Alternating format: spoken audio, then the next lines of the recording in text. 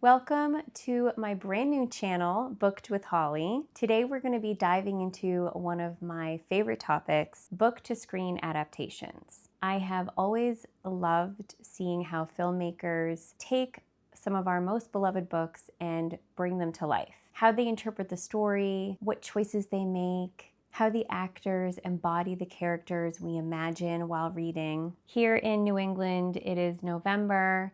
It is cold and gloomy. It's truly a perfect time of year for cozying up on the couch, nesting in your bed, diving into some books, and binge watching some good movies or some shows. And I hope that this video gives you some inspiration. I'm categorizing each of my recommendations by genre, as well as what are the book to screen adaptations I'm excited that are going to be coming out in the next year or so. The first book I want to talk about is Anne of Green Gables. This technically falls under, I guess, the genre of a children or maybe young adult book. It was published in 1908, written by L.M. Montgomery. The story is about Anne. She's a highly imaginative, spirited orphan child who is brought to a home on Prince Edward Island in Canada that belongs to older brother and sister who own this house and run a farm. And they initially were hoping for a boy orphan to come and live with them to help with the tasks and chores on the farm and on the property. And somehow there was a mix-up and they were brought a girl instead, and this is our main character, Anne. She is highly sensitive, very imaginative, very creative, feels things very strongly and deeply.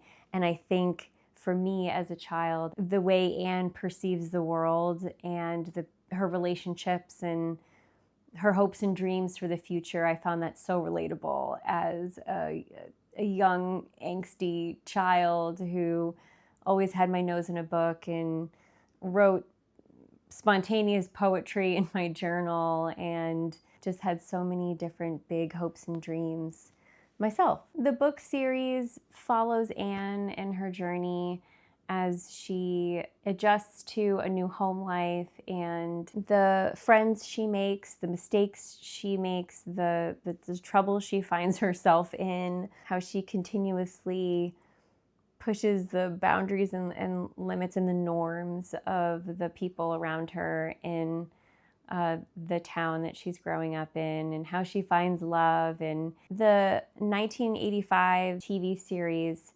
really captures the story so well. The acting in that series is spectacular, very true to the original story. I think I only read the first 3 books in the Anne of Green Gables series, and I want to say the TV series follows the first 2. The book is from the early 1900s, and we have a TV series from the 1980s. Although Anne of Green Gables is intended for a younger audience, I think a lot of adults would find value in reading Anne of Green Gables as well.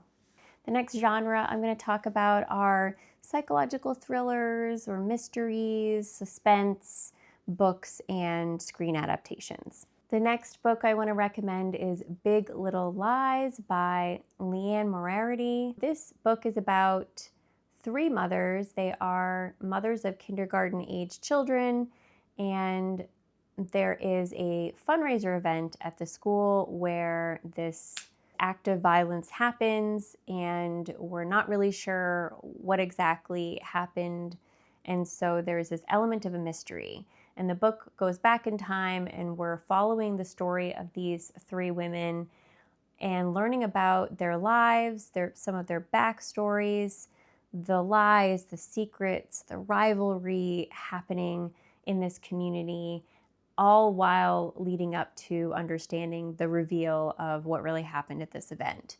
So there's that mystery element, but I would say it is more focused on the characters and their stories and how their dynamics with one another. And the screen adaptation was a miniseries you can watch on Hulu and I believe HBO, and stars Reese Witherspoon, Nicole Kidman, I believe there's several other big name actors. They did a phenomenal job, I think, of portraying these characters. They captured the essence of the story. Not only a good portrayal of the book, but just a phenomenal miniseries that will really suck you in. And I think there's 3 seasons. I don't know. I have not watched the most recent season. The first one definitely is great. I did watch the second one and I don't remember much about it. So that might not be a good sign. I don't know if there were more books that followed the story or if the series just did so well that they kept on following these characters and creating more storylines for them. So probably says something about just how great that show really is. I would really recommend it. The next recommendation I have is The Perfect Couple by Elin Hildebrand. This book is similar in some ways to Big Little Lies. We have a wedding that is happening on Nantucket Island and a body washes up on shore. We are then going back in time, following events leading up to this wedding to try to reveal what happened here. So there's another mystery happening at an event, and we're following characters to try to figure out what is going on between them and how did we get here.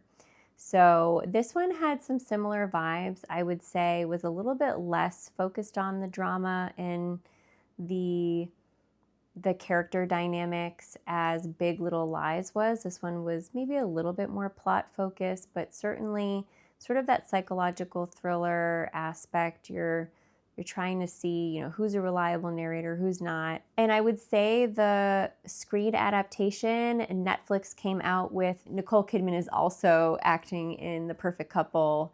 Acting's great, seaside, sort of summer vibe, but also thriller mystery element. I would say that this one is maybe slightly more lighthearted than Big Little Lies. Big Little Lies does explore some heavier themes in the book. A Perfect Murder, it has a bit more of a lighter vibe to it. I would almost say I enjoyed the show maybe better than the book, which is rare. It would be really rare for me to enjoy a screen adaptation more than the book, but this might be one of those rare cases where I liked the show maybe a little bit better. The book was okay. And then being able to watch the show after and just to kind of see how they portray the story, I think adds to the entertainment factor for me of the whole experience. So if the book on its own was sort of, it was okay. The next book I want to recommend is Defending Jacob by William Landay. This book is about a district attorney whose teenage son is suspected and accused of murdering a classmate. We're following this family as they are trying to figure out what happened. There's more of a courtroom drama sort of vibe to this book. There's the mystery of what was going on with the teenage son. Was he responsible for this murder? And also we're exploring how this family is impacted by the community's response to these allegations, how the father's career is a conflict of interest. And we're really asking the question, how far is a parent willing to go to protect their child and at what cost? It's a really interesting exploration of what it would be like to question or wonder if your child was responsible for something so horrific. And we're also trying to figure out what happened here as well to this classmate who was murdered. I thought the book was very interesting and engaging. I was sucked into the story. It held my interest the whole way through.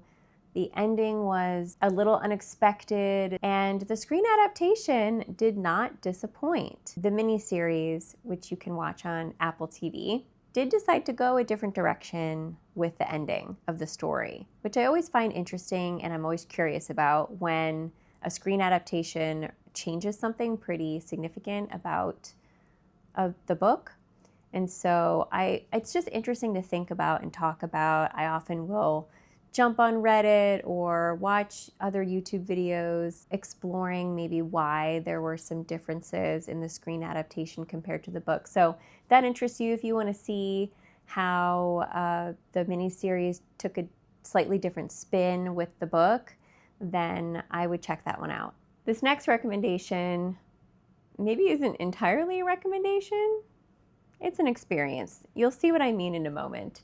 It's Presumed Innocent by Scott Turow. Not sure how to pronounce his last name. I heard that a mini-series on Apple called Presumed Innocent was going to be coming out. So I was curious and I decided I really enjoy reading books and then watching the movies or the mini-series. So I went for it and I went into reading this book blind. Just got the book, downloaded it on my Kindle. I didn't even realize who the author was when I started reading the book. We're following our main character. He's a prosecutor who's accused of murdering his colleague and lover. This is another book that is very courtroom drama. There's a legal aspect to this. We're following a lot of characters that are in law enforcement. There's politicians that are relevant to understanding the full scope of what happened with this murder. And we're trying to figure out if our main character is in fact responsible. As I was reading this book, I more and more was just wondering, like, when was this book written? It appeared to have been written at least prior to cell phones. There was really no mention of cell phones, very little of technology, and a lot of male characters. And really the only two female characters in this book were portrayed in very stereotypical ways, whether being very promiscuous and sort of sexualized or maternal and saint-like. And I was pretty sure this book was written by a man. I'm fairly certain. But I just kept reading, and there was definitely plenty that I did find interesting and entertaining. And sure enough, this book was written, I think, in the 80s. This book was written in 1987, the year I was born. I was right about, technology not being sort of a day-to-day aspect of life, and written by a man. So it kind of made sense. It all made sense. And so I was really interested. Wow, they're doing a screen adaptation of this now. Why now? I hadn't realized that this book had already been made into a film, I believe in the early 90s, and Harrison Ford played the main character. I will say I never watched the film version. I'm curious to check it out. I would imagine it's probably a bit more true to the original book, whereas the modern adaptation starring Jake Gyllenhaal takes place modern day. They changed a lot. They changed the genders of some of the characters and just the portrayal of some of the characters. They changed a lot with the ending. It was almost like an entirely new story. So they really went a very different direction, which is really interesting to think about, maybe why they made some of those choices and just comparing the experience of reading the book to watching the miniseries. So this was a really interesting one. I think the show was well done. And if you read the book and you know the twist ending, there's yet another twist ending, let's just put it that way, with watching the miniseries. The next book I want to recommend is Sharp Objects by Gillian Flynn. This book is about a woman who's a journalist. She is returning to her hometown to cover the story of a murder of two young girls. And she's trying to make connections with the law enforcement there and she's trying to unfold the mystery. She's also revisiting her childhood home, spending time with her family.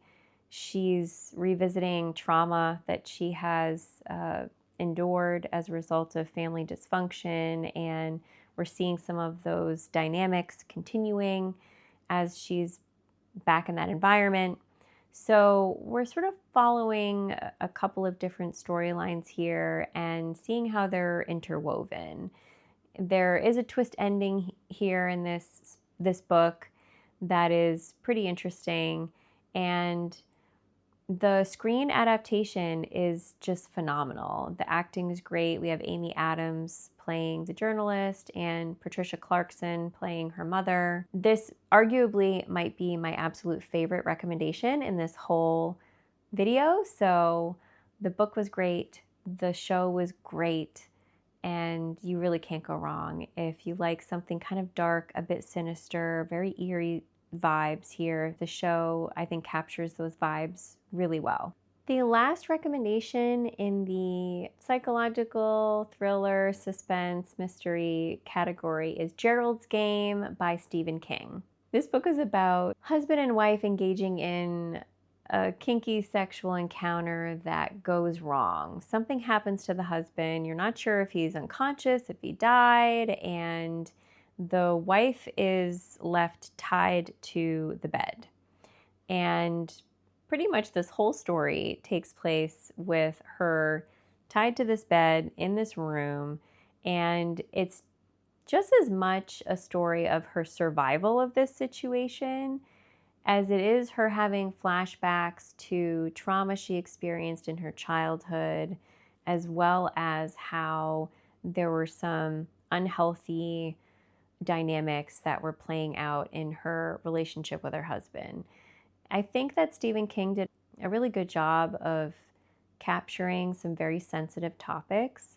I think they were handled with care. There are themes of SA in this story. Look up trigger warnings. Netflix came out with a film adaptation of this story, so you can watch the film. I thought it was pretty good. Again, some good acting.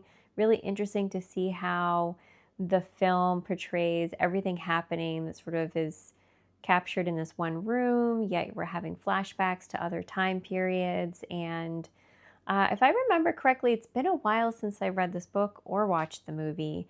The ending was a little bit different in the film than in the book. So again, just interesting. I find it curious when they decide to go a different direction, and kind of like to talk about it with people who've read the book and watch the movie and do research online. So check that one out. The next category is sort of a combo category. We're talking about literary fiction / historical drama, and there's even a little romance. So the first recommendation is Outlander by Diana Gabaldon. This book is about a 1940s nurse who is transported back in time to the 18th century Scotland. She falls in love with a Highland warrior, and there is war happening. There's political themes here. There's a lot of danger, and this romance is developing in this very chaotic war zone. I will say, full transparency, this type of book really isn't my cup of tea. I was encouraged to read this book by one of my close friends, and we kind of read it alongside each other and watched the show after. It's hard to find the words to describe this book. There are some very unsettling themes. A lot of sexual sadism, not in like the consensual, fun, kinky way. There's psychopathy in this book. It is very extreme. I would definitely look up trigger warnings. It was unexpected. Let's put it that way. I'm thinking this is going to be this historical romance that takes place during war, and it really goes to some very dark places. So be forewarned if you want to check this one out. I would say the screen adaptation really doesn't hold back. It goes there in a lot of ways. It really does portray some of the very unsettling themes I found unsettling. I think the acting was good. I think they captured the romance. There was certainly chemistry there. I didn't bother to watch the following seasons, and I believe there's more books in the series. I left it there. I read the first book. I watched the screen adaptation. I think it was interesting enough. It was something very out of my comfort zone and what I wouldn't typically read. And in case anyone would find this type of story interesting, I figured I would include it in this video. Next, we have Where the Crawdads Sing by Delia Owens. In this book, we're following our main character is a young woman who grows up isolated in the North Carolina marshes. She's sort of seen as this legendary marsh girl, kind of treated as a bit of a weirdo in her community, and ends up becoming the suspect in a local murder case. So we kind of have a mystery element here, but this book does feel much more like literary fiction than a typical mystery novel would feel that kind of falls under that genre. So it's an interesting combination of the two, and it does feel like a bit of a coming of age story. There are some really heavy themes of abuse in this book as well, so I would look up trigger warnings. I think the screen adaptation did a good job. The actress playing the main character, I think, really captured her well. The scenery really draws you in, very much captures just sort of like living in the marshes and the feeling of isolation, the feeling of being afraid to connect with sort of the general population and rather finding solace in nature. I think this one explores themes of being fearful of others, right? Whether that's from the perspective of our main character who is living in isolation and is very detached from her community, and also how the community sees her as other and different and scapegoat in a sense. So it's an interesting story. If you like a more of a literary fiction feel to a book, but do appreciate the mystery element, I think this is a really good one. And I think the movie did a really good job capturing the book as well. This next recommendation is more of a historical fiction, and it is Sophie's Choice, written by William Styron. In this book, we're following a young writer who befriends a woman and her partner. I believe they're neighbors. The story is really focused on Sophie and her partner and sort of their love story and her backstory. She is a Holocaust survivor. We're witnessing this love story and some of the dysfunction and some of the history of trauma sort of through his eyes as he's observing them and getting to know them. And we learn more about Sophie's past and some of the unthinkable situations and positions she was put in during the Holocaust. I was much younger when I read this book. I might have been in my late teens or maybe early 20s when I read it, and maybe it's one I should revisit and would probably appreciate in a new and different way if I were to read it now. The movie stars Meryl Streep, who won Best Actress for her role. It's also been a very long time since I've seen the movie, but I do remember feeling that it captured the story really well. It is very sad. It's very tragic. It is definitely more of a character study. We are trying to understand how such traumatic experiences can influence someone in their life and the outcome of their life, whether love can be found again, having gone through some of the most horrific experiences a human can endure.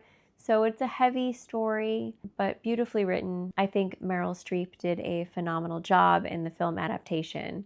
Okay, my last couple of recommendations here fall under the nonfiction memoir category. The first is Three Women by Lisa Taddeo. We're following three women and exploring themes of desire, intimacy, sexuality. They're women that Lisa Taddeo followed over a period of time, I believe of several years. Each of their stories are very distinct and really don't have much to do with each other. So it's interesting that we sort of have three stories woven into one book. I wonder if each woman could have been her own book. Look up trigger warnings for this one. We do explore some themes of sexual abuse, just how power dynamics play a role, authority figures play a role. And I think it was beautifully written and very interesting, captivated me. And the screen adaptation I was very curious to see how they were going to pull it off following 3 different storylines in one miniseries. In the miniseries, we get the author's experience of interviewing and following and writing the stories of these 3 women, as well as her own story. So I think that was well done in how they wove it all together. Lisa's engagement with these women is what ties them together. So we kind of needed to have that, I think, for the story to make sense. I think we need to talk more about women's sexuality and explore the nuance there. And I think this book did exactly that. And the miniseries was a great adaptation. I would definitely recommend this one. My final recommendation is Brain on Fire, My Month of Madness by Susannah Cahalan. This book is the memoir of a young woman who I believe was a writer or a journalist, and I want to say in either Boston or New York City. I know there was a city setting. And she has these sudden, strange, seemingly mental health related symptoms that start happening to her. And it follows her journey in her discovery of what was causing these symptoms.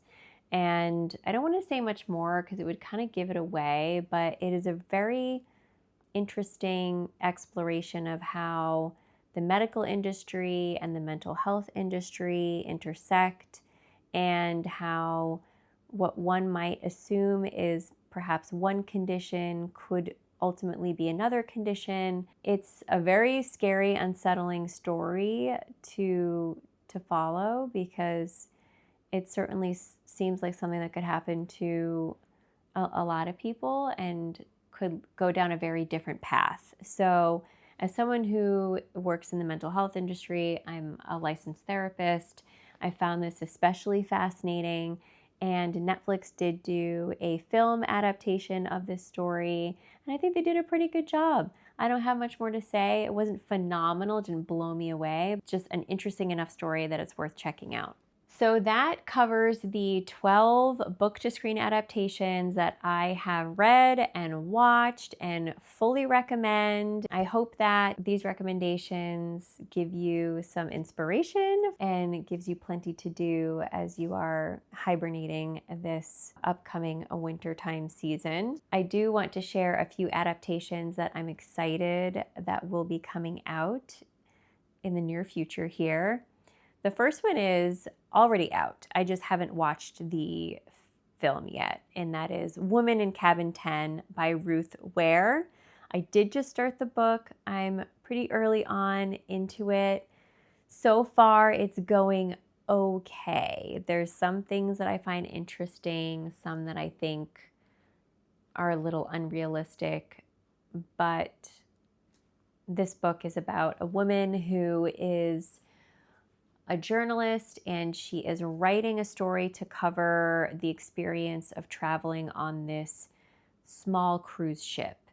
And I think there's only 10 or maybe 12 cabins or suites on this cruise ship, so it's that small. And she witnesses what she thinks is a woman going overboard, or perhaps a murder. She's kind of in a bit of a delirious, drunken state when she thinks she witnesses something, and we're trying to figure out if what happened was a missing person or a murder, or is our narrator just unreliable? So there's a mystery element here, and something about being out at sea, trapped on a boat with a bunch of people, is a very eerie, scary setting, I think. So I am curious to see how the book is going to go. I will definitely be watching the movie on Netflix starring Keira Knightley, which she hasn't been in anything that I've known of in such a long time. So I'm excited to just see her acting in a movie. And I will be reporting back on how that one goes. The next book is Verity by Colleen Hoover. Now, I know that Colleen Hoover is a bit of a controversial writer, and people love her or they hate her. She's highly criticized, and there's some valid reasons, I think, for some of the criticisms. I've only read 2 Colleen Hoover books, Verity being one of them, and I will say I did like Verity. I liked it better than It Ends With Us. And this book is about a woman who is taking over, finishing writing a book for a writer who had a horrific accident and is paralyzed essentially and cannot finish the book she had been working on.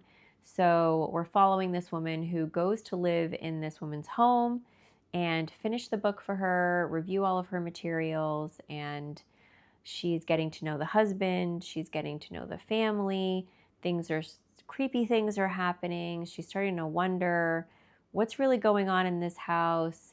She finds this old like journal entries that are from the woman who is the wife that is now paralyzed, and uncovering a lot of secrets, and it's very spooky, very eerie, and I think very dark as well. There's some dark themes there. Look up some trigger warnings, but I'm really curious to see how the movie is going to portray this story. The movie is going to be starring Anne Hathaway, Dakota Johnson, and Josh Hartnett. So some big names there. And the final adaptation I'm really excited to check out this February is Wuthering Heights, written by Emily Bronte. It is a literary classic. We are following a gothic romance, which I have heard isn't really a romance, that it's more about a toxic relationship than a real romantic one. So I have not read the book, and I think I might do this one on audiobook, actually. I'd like to finish the book before the movie comes out in February. It's a classic. I do love the classics. They do feel a little bit overwhelming and long. The style of writing back then can be a little bit challenging, but I do think it's worth it, and some of my favorite books that I've read are classics. So I would like to read this one and check out the movie adaptation. The movie is starring Margot Robbie and Jacob Elordi. The trailer makes this look like a very erotic and spicy movie. So I'm curious, I'm interested, because it's not the vibe I have gotten from hearing people describe Wuthering Heights. So maybe they're really taking it a new direction, or maybe there is a lot of spiciness in Wuthering Heights. But either way, I'm intrigued, I'm curious, and I'm here for it. There you have it, my 12 book-to-screen adaptations that I consider the best of the best, and the few that I'm excited to check out in the near future. I would love to hear your thoughts. Have you read any of these books? Have you watched any of the adaptations? Would you agree with me? Do you have any recommendations that I didn't mention? I would really love to hear your thoughts. Please leave a comment below. I love reading them, and I will see you in my next video.